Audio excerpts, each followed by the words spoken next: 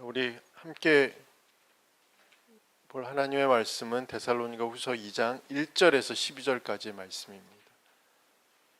우리 1절부터 12절 우리 주보에 나와 있는데 우리 한번 같이 읽도록 하겠습니다. 같이 읽겠습니다. 형제들아, 우리가 너에게 구하는 것은 우리 주 예수 그리스도의 강림하심과 우리가 그 앞에 모임에 관하여 영으로나 또는 말로나 또는 우리에게 받았다 하는 편지로나 주의 날이 이르렀다고 해서 쉽게 마음이 흔들리거나 두려워하거나 하지 말아야 한다는 것이라. 누가 어떻게 하여도 너희가 미혹되지 말라. 먼저 배교하는 일 있고 저 불법의 사람 곧 멸망의 아들이 나타나기 전에는 그날이 이르지 아니하리니 그는 대적하는 자라. 신이라고 불리는 모든 것과 숭배함을 받는 것에 대항하여 그 위에 자기를 높이고 하나님의 성전에 앉아 자기를 하나님이라고 내세우느니라. 내가 너희와 함께 있을 때 이 일에 너희에게 말한 것을 기억하지 못하느냐. 너희는 지금 그로 하여금 그의 때에 나타나게 하려 하여 막는 것이 있는 것을 아나니 불법의 비밀이 이미 활동하였으나 지금은 그것을 막는 자가 있어 그 중에서 옮겨질 때까지 하리라. 그때에 불법한 자가 나타나리니 주 예수께서 그 입의 기운으로 그를 죽이시고 강림하여 나타나심으로 패하시리라. 악한 자의 나타남은 사탄의 활동을 따라 모든 능력과 표적과 거짓 기적과 불의의 모든 속임으로 멸망하는 자들에게 있으리니 이는 그들이 진리의 사랑을 받지 아니하여 구원함을 받지 못함이라. 이러므로 하나님이 미혹의 역사를 그들에게 보내사 거짓 것을 믿게 하심은 진리를 믿지 않고 불의를 좋아하는 모든 자들로 하여금 심판을 받게 하려 하심이라. 아멘. 오늘은 주의 날에 대한 교훈이라는 제목으로 말씀을 함께 나누도록 하겠습니다. 바울이 데살로니가 전서를 기록했을 때 데살로니가 교회 성도들은 예수님의 재림이 너무 늦는 것에 대해서 괴로워 있습니다.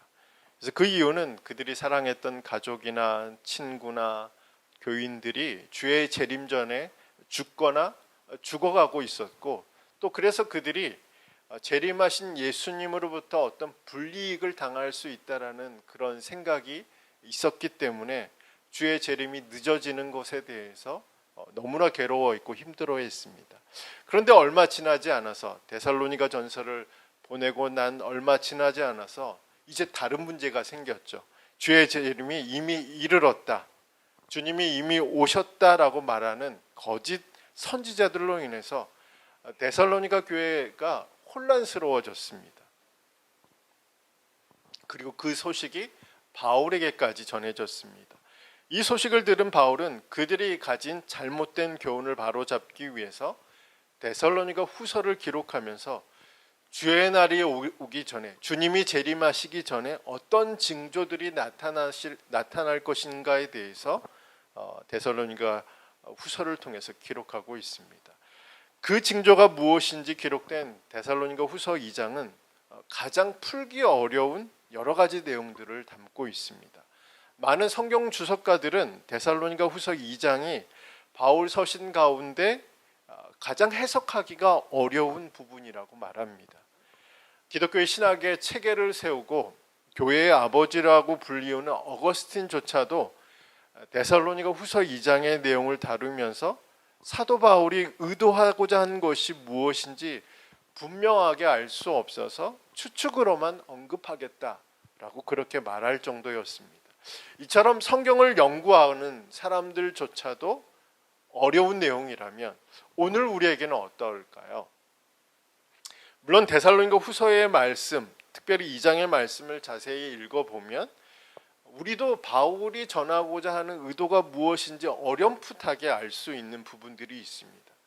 하지만 구체적으로 그 의미가 정확하게, 분명하게, 확실하게 어떤 것을 말하고 있는지 그 의미가 제대로 전달되지 않기 때문에 오해할 수 있는 부분도 있다라는 사실들을 우리가 기억할 필요가 있습니다. 그래서 우리가 성경을 읽다가 우리의 사고와 우리의 경험과 우리의 이해를 넘어서는 것이 있다면 그 부분을 해석하고 이해할 때는 조심해야 되고 좀 주의를 기울여야 한다는 사실들을 우리가 기억해야 합니다. 특히 데살로니가 교회의 성도들이 영과 말과 편지로 그들의 마음을 흔들어 놓았던 것들이 있었다면 우리도 성경을 이해하려고 할 때 우리를 혼란하게 만들고 우리를 미혹하게 만드는 것들이 있다는 것도 우리는 기억할 필요가 있습니다. 즉 하나님의 음성을 들었다거나 어떤 영적인 은사들에 대해서 말하고 있다거나 어떤 기적이 일어났다거나 내가 또한 무엇을 보았고 무엇을 들었고 무엇을 체험했다는 말에는 미혹되지 말아야 한다는 사실이죠. 이거는 우리가 은사나 기적을 부정하라는 이야기는 아닙니다. 그런데 그런 일들을 주장하고 그런 일들에 대해서 많은 이야기를 하는 사람들 중에 성경의 일반적인 해석을 벗어난 경우가 많이 있습니다. 그리고 자신의 체험들을 그리고 자신들에게 나타난 일들을 증거하기 위해서 성경을 짜맞추는 일들이 비일비재하게 일어나기 때문에 이런 일들로 인해서 우리의 마음이 미혹되지 말아야 한다라는 사실들을 우리가 기억할 필요가 있습니다. 저는 그리스도인들이 조심해야 하는 것 중에 하나가 지나치게 작은 어떤 의미에 집착하는 것이라고 생각합니다. 다시 말해서 나무 하나하나에 집착하는 것, 어떤 단어나 어떤 구절이나 어떤 비유나 표현에 집착해서 숲 전체를 보지 못하고 그 하나의 의미를 가지고 거기에 어떤 영적인 의미를 찾으려고 하는 것에 조심해야 한다는 사실들을 말씀드리고 싶습니다. 물론 그 부분이 우리의 성경의 이해를 풍성하게 만드는 것은 사실입니다. 그러나 그것보다 더 중요한 것은 성경 전체의 문맥 속에서 그 단어의 의미, 그 비유의 의미, 그 여러 가지 구절들의 의미를 파악해야 한다는 거죠. 그리고 성경의 의도들을 우리가 기억하면서 그 부분에 대해서 해석할 필요가 있다는 겁니다. 이 과정이 우리에게 필요한 이유는 뭐냐면 우리가 이 과정을 통해서 우리의 분별력이 키워지기 때문에 그렇습니다. 성경 전체를 통해서 우리가 읽고 있는 부분을 해석하고자 하는 것, 성경의 의도, 기록된 의도를 기억하면서 성경의 구절들을 읽을 때 우리에게 분별력이 생긴다는 겁니다. 바울이 데살로니가 후서를 다시 데살로니가 교회에 보낸 이유도 바로 성경 전체 안에서 재림이 어떤 것인지, 주의 날이 어떤 것인지, 주의 날이 이르기 전에 어떤 징조들이 나타날 것인지 성경 전체 안에서 그 부분을 해석하도록, 그래서 이들에게 영적인 분별력을 제공하기 위해서 데살로니가 후서를 기록했다는 사실들을 우리가 기억한다면 작은 부분을 우리가 해석하고 이해할 때 어떻게 해석하고 이해해야 한다? 전체의 문맥 속에서, 그리고 그 성경이 기록된 목적 가운데서 그 부분을 해석해야 우리에게 영적인 분별력이 생긴다는 거죠. 이제 데살로니가 교회를 향해서 바울이 말하고자 하는 내용이 무엇인지를 한번 살펴보도록 하겠습니다. 자, 바울은 1절과 2절에서 예수님의 재림이 이미 이루어졌다 말하는 거짓 교사들의 가르침, 거짓 선지자들의 교훈에 대해서 그것을 반박하면서 그것은 거짓된 것이라고 말하면서 조급한 마음과 두려운 마음을 갖지 말라고 말하고 있습니다. 그리고 3절 이하의 말씀을 통해서 예수님의 재림 전에 일어날 일들을 기록하고 있습니다. 그리고 이런 일들이 발생하지 않았기 때문에 주님은 오시지 않았다라고 데살로니가 교회의 성도들에게 말하고 있는 것이죠. 그렇다면 바울이 예수님의 재림 전에 어떤 일들이 발생할 것이라고 말하고 있는지 우리 3절 이하의 말씀을 보면 3절에 보면 먼저 배교하는 일, 그리고 불법의 사람, 곧 멸망의 아들이 나타나야 한다라고 말하고 있습니다. 배교란 하나님을 믿는 믿음을 저버리는 것을 의미하는 거죠. 그 믿음에서 돌아서는 것을 말합니다. 이에 대해서 바울은 디모데전서 4장 1절에서 그러나 성령이 밝히 말씀하시기를 후일에 어떤 사람들이 이 믿음에서 떠나 미혹해하는 영과 귀신의 가르침을 좇으리라 하셨으니 라고 기록하면서 주님이 다시 오실 날이 가까워지면 가까워질수록 하나님을 믿는 믿음을 포기하고 교회의 구성원에서 떨어져 나가서 하나님의 말씀과는 정반대로 그들을 유혹하는, 그들을 미혹하는 영과 귀신의 가르침을 따르는 영적인 변절들이 일어날 것이라고 기록하고 있습니다.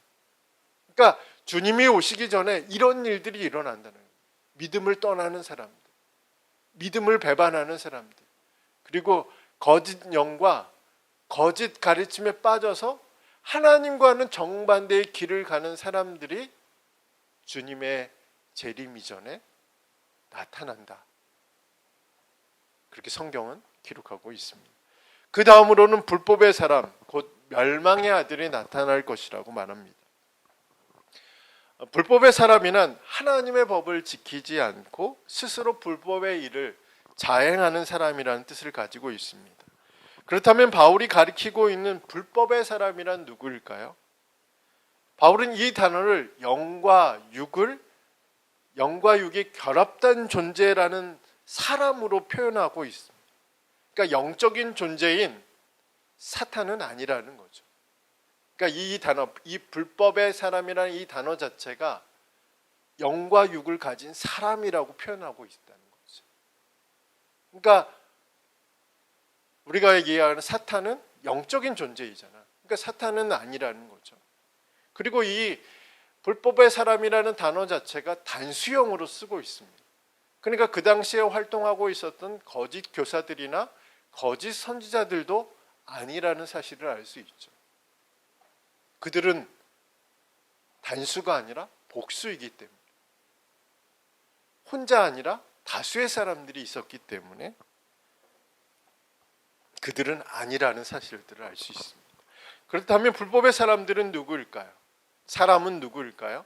4절에 보면 이 불법의 사람이 누구인지를 설명하고 있는데, 그는 대적하는 자요, 하나님보다 자기를 높이는 자요, 자신을 하나님이라고 내세우는 자라고 말합니다.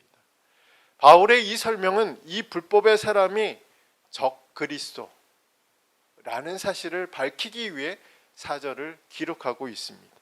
적 그리스도란 그리스도의 자리를 차지하는 자, 그러나 그리스도의 모양을 가장하고 있으나 실상은 그리스도를 대적하는 자라고 말하고 있습니다. 성경에서는 이 적 그리스도에 대해서 두 종류로 표현하고 있습니다. 하나는 많은 적 그리스도들이라고 표현합니다.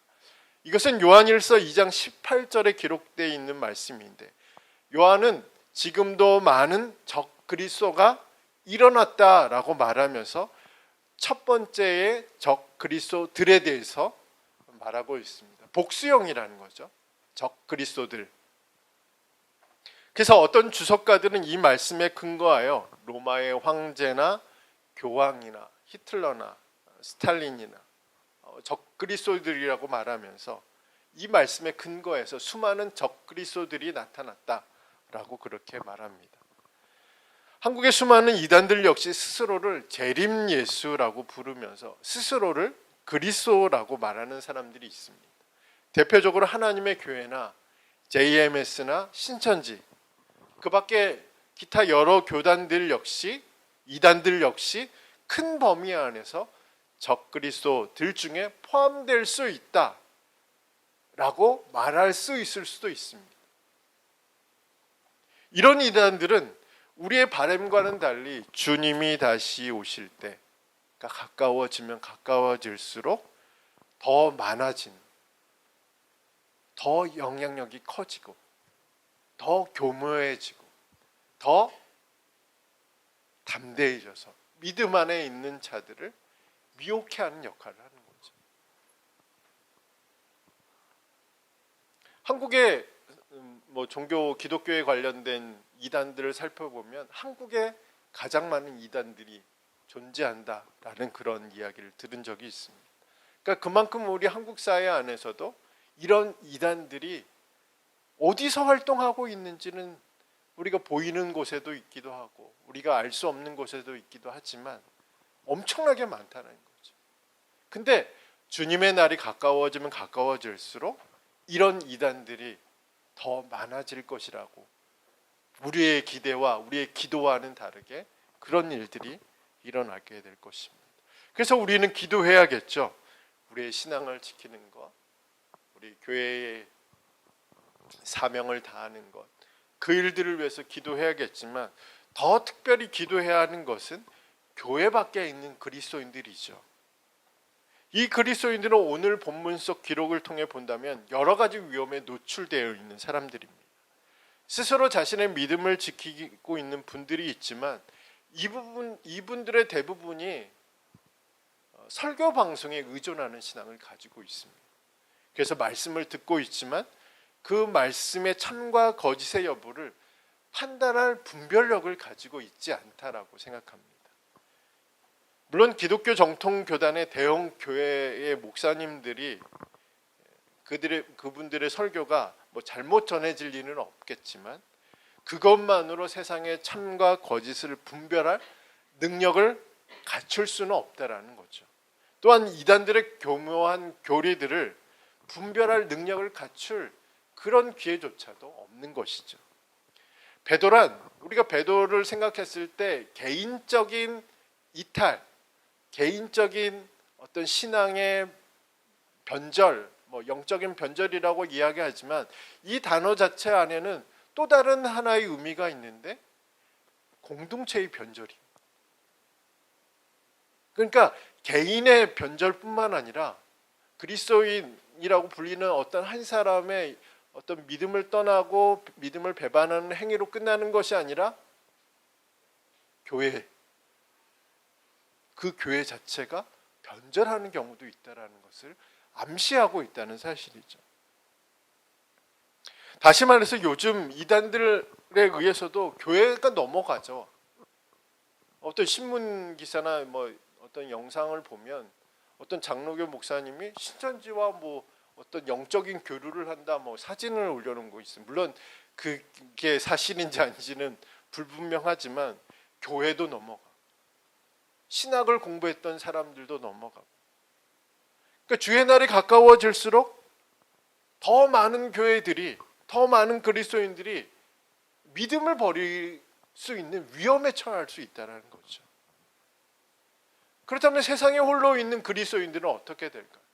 혼자 신앙생활을 하고 있는 사람들, 영상을 보면서 혼자 예배를 드리고 있는 사람들의 신앙은 말할 것도 없죠. 그러면 우리는 이들을 위해서 기도해야겠죠. 영상만 보지 말고 그리스도의 공동체 안으로 들어와서 함께 신앙생활을 하는 것이 우리의 믿음을 지키는, 또 교회를 지키는 방법이라는 겁니다. 자, 성경에서 표현하고 있는 또 다른 종류의 적그리스도는 한 명의 적그리스도입니다. 자, 바울은 3절에서 불법의 사람을 단수로 기록하고 있다고 말씀드렸죠. 그래서 이 불법의 사람이 언제 나타나냐면 주의 재림 전에, 직전에 나타날 그리스도, 적그리스도라고 말하고 있습니다. 그러니까 단수, 그리고 한 명, 영과 몸을 가진 한 사람, 그 사람이 불법의 사람이고 이 사람이 적그리스도다라고 바울은 이야기하고 있습니다. 그래서 이 사람은 나타나서 하나님을 대적하고 하나님보다 자신을 높이고 하나님 자리에 앉아서 스스로 하나님이라고 하나님이라고 주장하는 사람이라는 사람이 등장하면 이때까지 나타난 거짓 교사들, 거짓 선지자들, 그리고 적 그리스도들보다 더 강력한 힘을 가지고 있기 때문에 그렇습니다. 6절과 7절의 말씀을 보면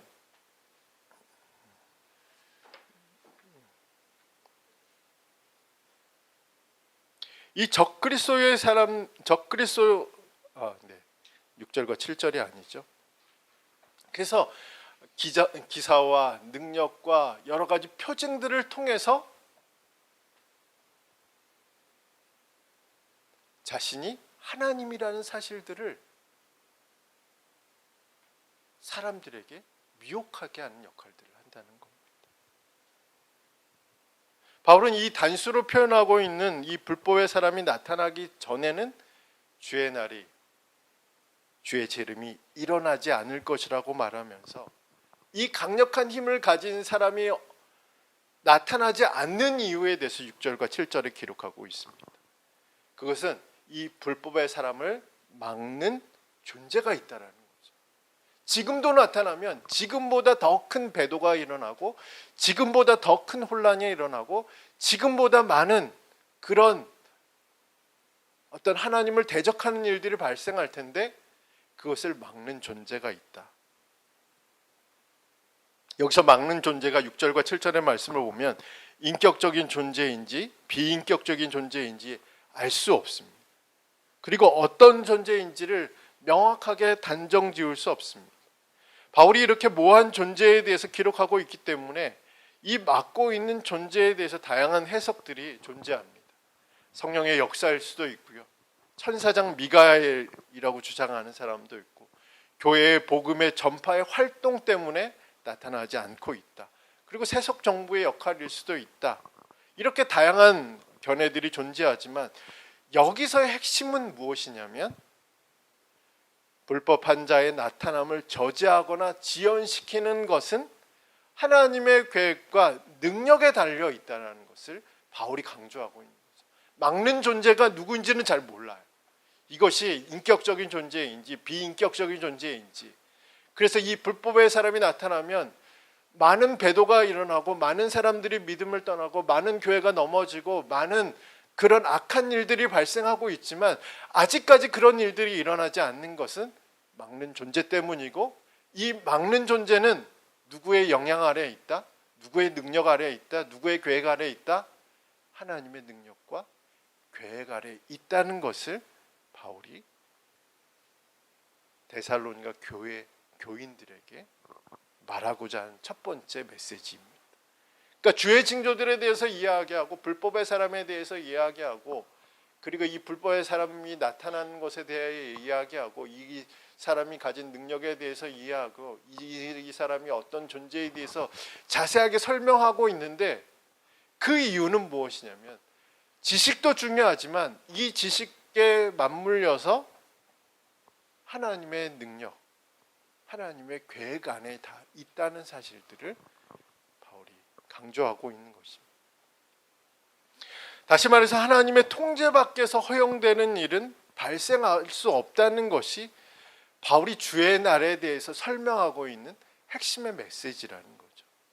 그러니까 모든 사건, 모든 일, 모든 역사는 하나님의 통제 아래에 있다는 것입니다.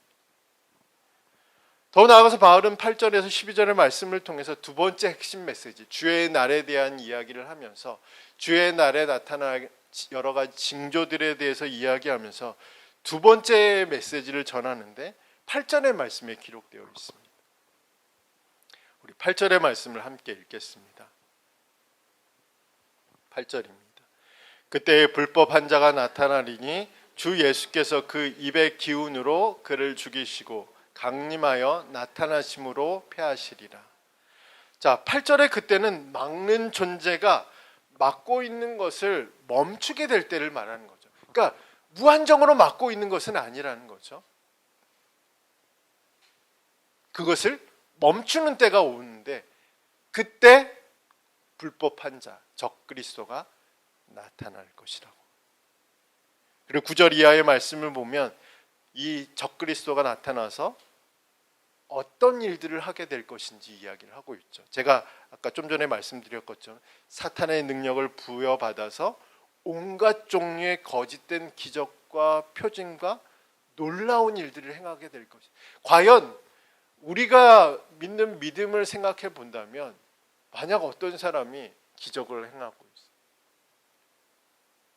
듣도 보도 못한 우리의 이성 밖의 어떤 일들을 행하고 있어요. 어떤 기적이 나타나, 어떤 역사가 나타나, 사람들이 열광하기 시작했어요. 그래서 그 사람이 자신을 하나님이라고 이야기해요. 뭐 이단들이 다 그렇게 하지만, 근데 그것이 막 요즘처럼 뭐 은밀하게 진행되는 일들이 아니라, 조작해서 만들어내는 일들이 아니라, 실제로 이렇게 카메라를 보면서 여러 연예인 패널들이 등장하고 유명인들이 등장하고 사회의 어떤 여러 가지 유명인사들이 등장해서 그 앞에서 생방송으로 그런 일들을 하고 있다. 그러면 여러분은 어떨 것 같아요? 과연 우리의 믿음을 그때도 지킬 수 있을까? 그 사람을 따라다니 않을 수 있을까요? 우리는 생각해 볼 수 있죠. 그러니까 적그리스도가 나타나면, 불법한 사람이 나타나면 그런 일들이 일어날 것이라는 거죠. 기적을 행해요. 보는 앞에서. 어떤 조작이 없어요. 어떤 능력이 나타나요. 은밀하게 이루어지는 일들이 아니에요. 공개적으로. 사람들이 보는 앞에서. 그러면 그때는 어떡할 겁니까? 바로 바울이 이야기하고 있는 부분이 바로 그 구절에 보면 그런 일들이 일어나게 될 것이다. 누구를 통해서? 적그리스도를 통해서.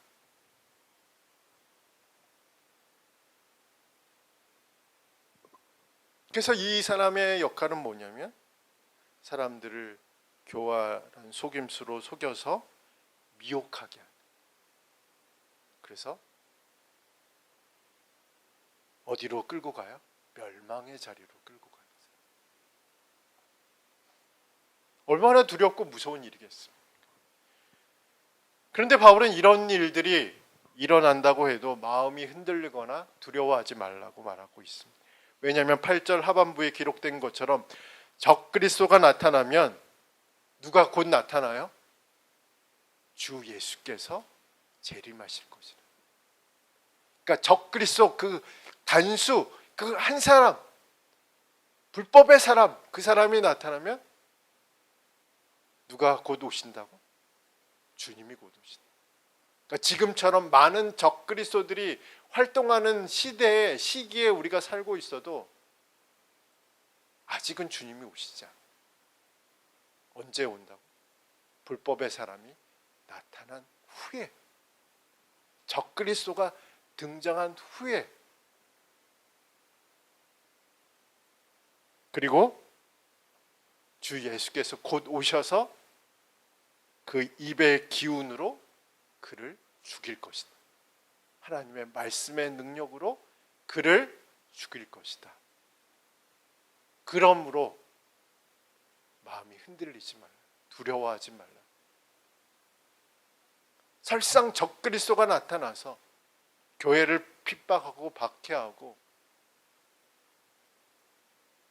사람들을 죽인다고 할지라도 주 예수께서 곧 오셔서, 그때가 주님이 오시는 날이기 때문에 말씀의 능력으로 그를 멸망시킬 것이라고 바울이 이야기하고 있습니다. 그것은 주 예수 그리스도의 승리를 말하는 것이며 곧 우리의 승리를 말하는 것입니다.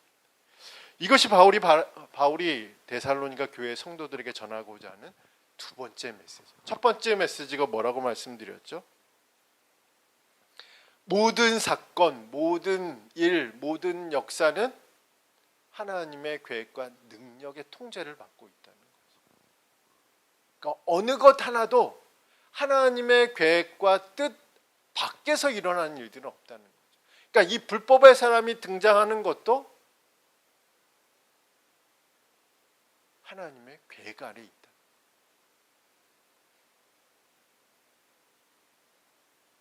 바울이 이렇게 주의 날에 대한 교훈을 말하면서 그 중간에 자신이 전하고자 하는 메시지를 포함시킨 이유는 주의 날은 우리에게 결코 두려운 날이 아니라고 말하기 위해서이죠.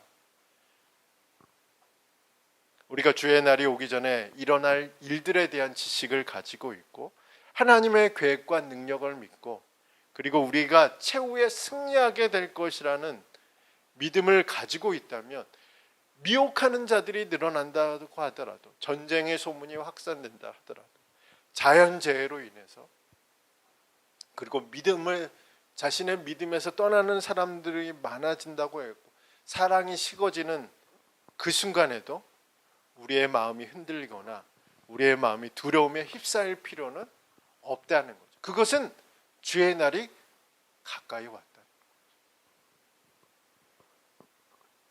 이 모든 것들은 주의 날이 임하기 전에 일어나는 일들이고, 이 모든 일들은 하나님의 계획과 능력 안에 있는 일들이고 통제되고 있는 일들이고, 우리는 여러 가지 우여곡절이 있겠지만 마침내 승리할 것이기 때문에 이 믿음을 가지고 주의 날을 기다리라고 바울은 이야기하고 있습니다.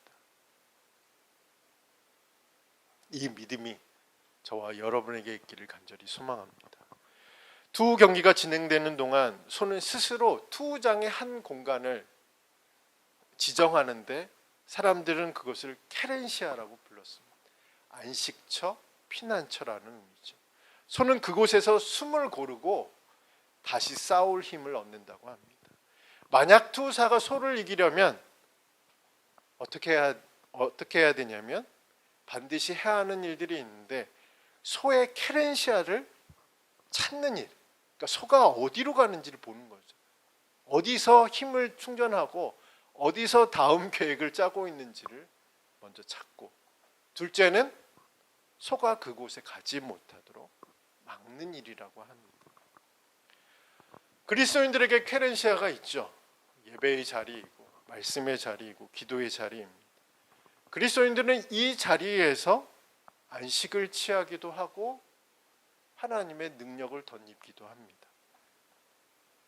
주의 날에 가까워질수록 여러 가지 징조들이 많이 나타나겠죠. 그리고 우리의 믿음을 지키기 어려운 시기가 올 수도 있죠. 그때 우리의 마음을 지킬 수 있는 것, 또 우리의 믿음을 지키기 위해서는 지금부터라도 어디로 가야 되죠? 예배의 자리로, 말씀의 자리로, 기도의 자리로 가야 하겠죠. 악한 영들과 거짓 교사들은 그 자리를 가는 것을 막을 것입니다. 투우사들이 소의 케렌시아를 찾고 그곳을 이 소가 가지 못하도록 막아내는 것처럼 사탄도 그런 역할들을 한다는 거죠. 우리로 하여금 예배의 자리로 가지 못하게, 기도의 자리로 가지 못하게, 말씀을 듣는 자리로 가지 못하도록 우리를 끊임없이 유혹하기도 하고 여러 가지 방해하기도 하고 여러 가지 일들을 일으키기도 합니다. 그럼에도 불구하고 우리는 그 자리에 가야, 여러 가지 방해가 있더라도, 여러 가지 어려운 일들이 있더라도, 여러 가지 많은 사건이 발생한다 하더라도 우리는 예배의 자리, 말씀의 자리, 기도의 자리에 가야 합니다. 왜냐하면 바로 그 자리에서 우리는 하나님이 주시는 평안을 경험할 수 있는 거예요.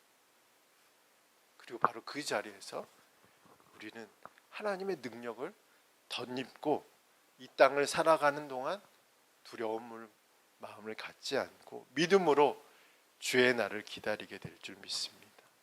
이번 한 주간도 우리를 예배의 자리로 인도하시는, 또 말씀의 자리로 인도하시는, 기도의 자리로 인도하시는 하나님의 인도하심을 경험하는 한 주간이 되기를 주님의 이름으로 축복합니다. 우리 함께 찬양하도록 하겠습니다.